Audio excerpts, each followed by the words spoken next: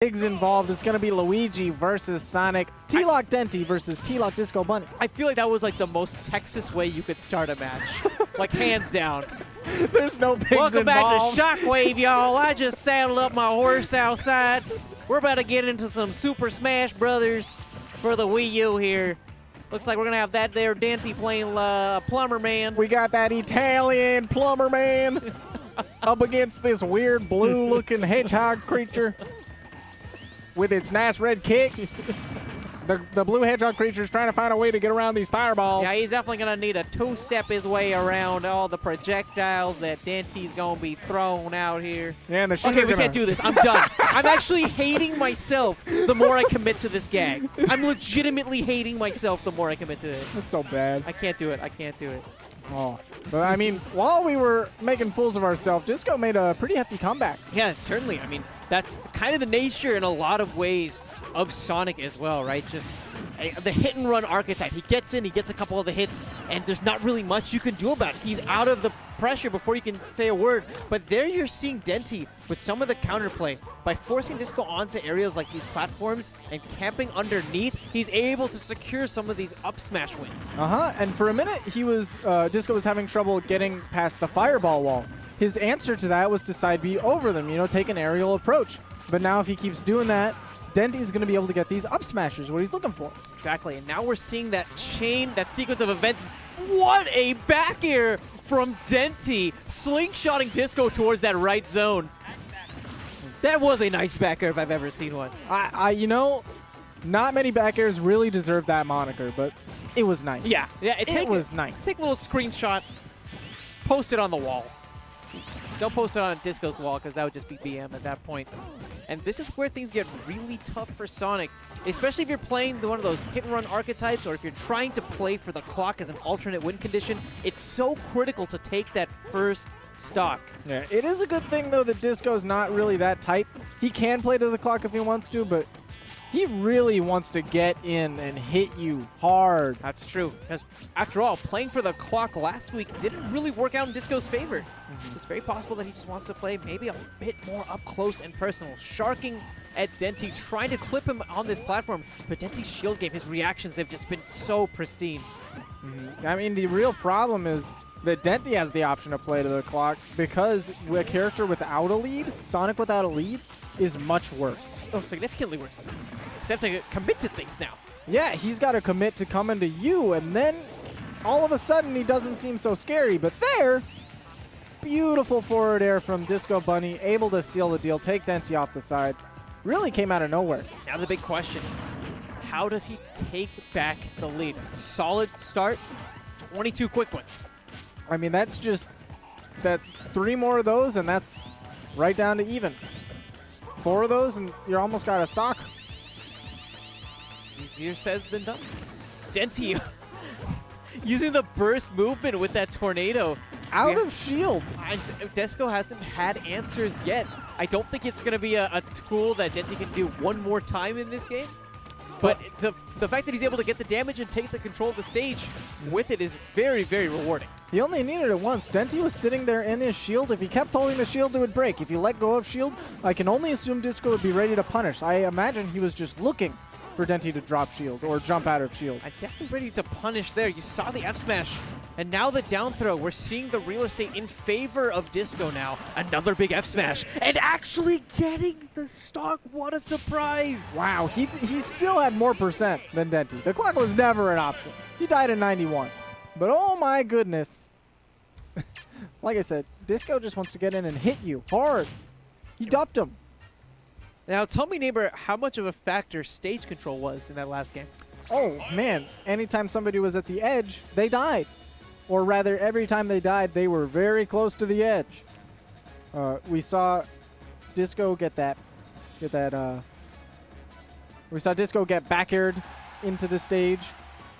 Very, very dangerous. We saw that forward air right off the edge of that platform, and we saw the beautiful forward smash. Just catching him coming up. All stuff happened at the very edge of the stage. So now I'm thinking what his idea was when he's going to this tri-plat layout instead of such a flat zone that we saw before. Man, I feel like this gives him more avenues to do what he was trying to do previously, to trap Disco on a platform and then force him to come down with an option. He can land those up smashes, or right here, he's catching him on the platform and forcing a reaction out of Disco. Now, won't this give him an alternate route to avoid the fireballs? Oh, sure, yes, it will. But if he has to take to the skies and chooses to use the platforms to his advantage, that means that he is right where Denti wants him. Exactly. So it's all just playing right back into that battle plan. Denti had such a strong showing in that last game despite those final moments going so very wrong. He could definitely bring this game back. So far, padding on that percentage. Is he on the verge of maybe taking the first stock again? The down smash. He definitely looks like he's in control. That's the big... Oh my goodness, Disco up being the wrong way, wasn't able to grab the ledge, and therefore Denti got a small punish. Right now he's going to have to land. And he does it with very little trouble. Disco not trying to apply too much pressure because he's not at a percent. Oh, wow! That timing, absolutely perfect from Disco. Getting Denti just as the active hitbox from the up smash. I think the main Faded thing, away. He was rolling a lot slower than you would expect him to. He cooled down on the charge of that down B and then let it go a little slow, and that's why Denti released the up B, or the up smash rather, a little bit quick. Big F smash again. He has been pixel perfect with these callouts. Ooh, like you said, that trick's not going to work twice. This time, Disco is ready for Denti to come at him with that tornado and was just able to react. Hit him with that up there. This is where it becomes a very, very tough battle for Denti.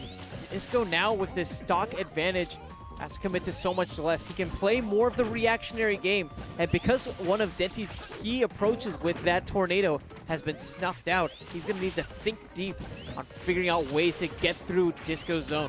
Man, right now, all these platforms are really playing to Disco's advantage. It's giving him so many avenues to just avoid interacting with Denti at all. It's not so much that he has to find a way to get down and continue the battle. He's choosing to not battle. And of course, this type of game style, this patient play where you're playing for the clock, that's the kind of style that Denti is very used to, given the background that he has in Brawl, playing as Olimar. He's an incredibly patient player.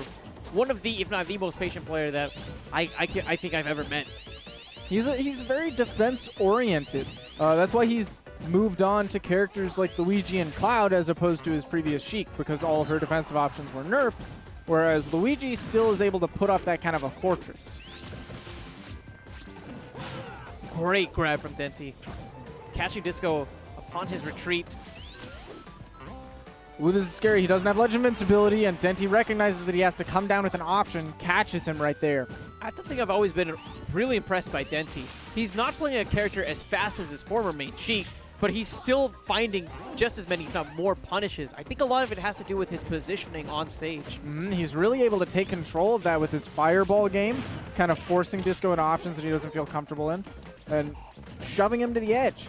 We saw Disco would stand just outside of fireball range, so Denti would edge up, throw some more fireballs, and the next thing you know, Disco's at the very corner.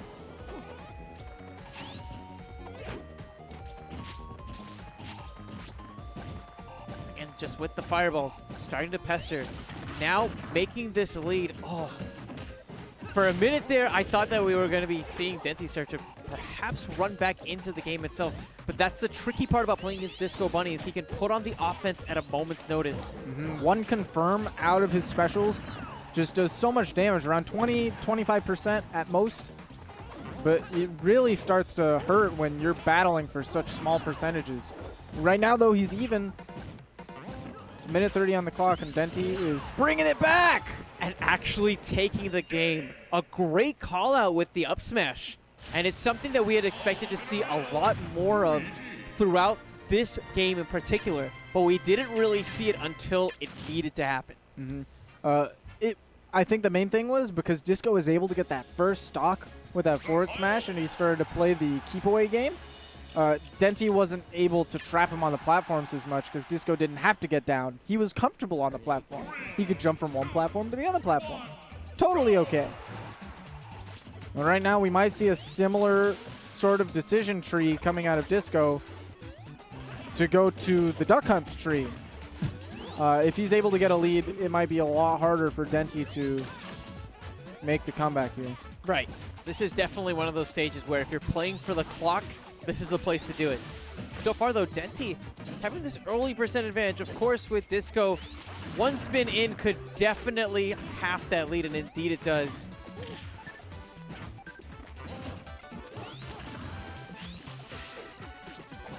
And Denti has taken a significant control of this game right now, and he's posing the question to Disco, how do you deal with my fireballs? He has previously used his side B to get over them, and now he's been trying to use the neutral B option, but not really working out for him. Okay, just back-to-back down throws, trying to get whatever damage that he possibly can. Is there a reason he's not throwing out the spring there? You know, he's tried it in the past, but it looks like Luigi's up B just goes straight through it. Although a preemptive spring might mess up the way Denti wants to make it back.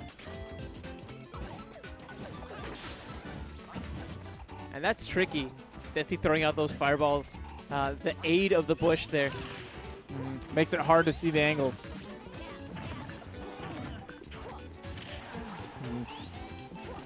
This is what we're talking about with this matchup in particular. Just a lot of these glancing blows here and there. Not a lot off of each hit. Just one or two hits, get some good damage, and then reset to neutral. And this is a bit of a zero-sum game, it feels. Where you're noticing that Disco's answer to these fireballs has consistently been shield, trying to shield outside of the range of grab and jab. And the time that he couldn't, unfortunately, he ends up getting punished, that time rolling behind Denti to try to get the throw. Able to put a little bit more damage on Denti, but he still does have that percent lead, so Disco's still got to look for ins through these fireballs. That was very smart from Disco. He's noticing that Denti's trying to chase him down whenever he's in the air, lands very quickly, immediately jumps back onto the offense to get the percent advantage. That percent advantage, of course, in form of the lead, still slightly in favor of Denti. The one spring could definitely change things. Spring and some change now. Ooh. Yeah, we're getting real close. The damage is now in DisqoBunny's favor. It looks like he's still opting, though, to stay close to Denti. There, I believe he thought, maybe if I close out this stock, I'll have a much more comfortable lead. Right now. Here, maybe to get behind Denti a bit earlier. Because we saw him use the roll previously, and it worked out. My big worry here, though, is because Denti's so keen on that option and because of how high the percent is, the surprise up smash could take him for a ride. But if we switch over to Denti's perspective, there's the pressure where if he whips the up smash, that's a free punish for Disco. Wow, that forward throw he was probably holding out right there almost killed him. Now, was he holding out perhaps to avoid a follow-up off of the down throw? Potentially. I know DIing out from the down throw would make it so that he couldn't follow up with any killing blows at this moment. Up throw, and that's going to be the stock. And now the pressure back onto Disco. He's going to need to make these approaches, make the call-outs that he had in that first game. There he caught the roll from Denti. Really unusual because previously he was okay to just sit here and throw fireballs and perhaps stand his ground with some jabs. Yeah, he knows that Disco's going to be putting on the pressure now. It's going to be a lot more of the offense. I think he's starting to react to that Disco so fast, closing that stock out. We're approaching that 2-minute warning of this final game. Wow, just catching him at the very last hit through his shield right there.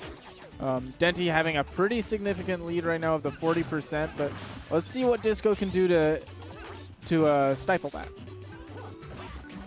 And of course, if we're talking about the clock, Denti is one of those players who I think is one of the most clutch and most comfortable players in our area in this very scenario. He doesn't really crack under pressure so much. He's cool as a cucumber. Yeah, when it comes to this kind of pressure, where it's like, I'm just going to time you out.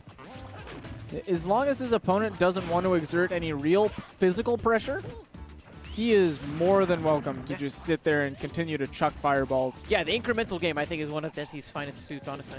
I feel like it's one of his favorite pastimes, just throwing fireballs at people. No problem. As we approach this final minute of gameplay, the question again remains, how does Disco here deal with Fireball? Going for the airborne approach, hopping right over and then spinning in. this is actually paying off in dividends here. Only 5% separating the two. There's just a critical 5% in addition because it dictates who needs to make the approaches. Disco now knows that the commitment, that pressure is alleviated. Denti is going to have to look for some plays. That nair into the bear. A great start for him. The pressure shifting back in favor of Disco. Now, should he have gone for a couple of pummels there? I feel like if you're playing a game with this tight of percentages, passing back and forth, I would have gone for some pummels. It might have been the difference between winning and losing right now. It's true. But in the moment, might have just felt the need to throw him immediately. 10 seconds remaining. Disco has the percent lead. Has the percent lead. He doesn't need to commit He can here. run away. He just needs to run to the other side of the stage. There's no way that Luigi can compete with the speed of Sonic. And he was hoping for the misfire there. Just to catch Disco as he went airborne. But it's all for naught. Would have been the most beautiful misfire ever. But unfortunately, RNG was not in his favor. I would have lost my cookies if that misfire actually happened and it connected. That would have been like the most bad luck Disco moment. That would have been like Milky Coco 2.0. Bad luck Disco. Like Just Disco. replace the bad luck Brian meme with bad luck Disco. But he's not quite reached that level. Plays for the clock, times himself out. Sounds about right. But well played by Disco. And Denti, of course Denti as well. But see, it's one of the things that I really enjoyed about watching Disco Sonic is, yeah, you know, it's a very patient sort of gameplay, but it's the surprises that he packs, right? Like that drop zone fair, I couldn't have seen that coming. Oh, no. I definitely could have seen that coming. He really mixes up when he's ready to go for that pressure. So you get lulled into a false sense of security because you're thinking, all right,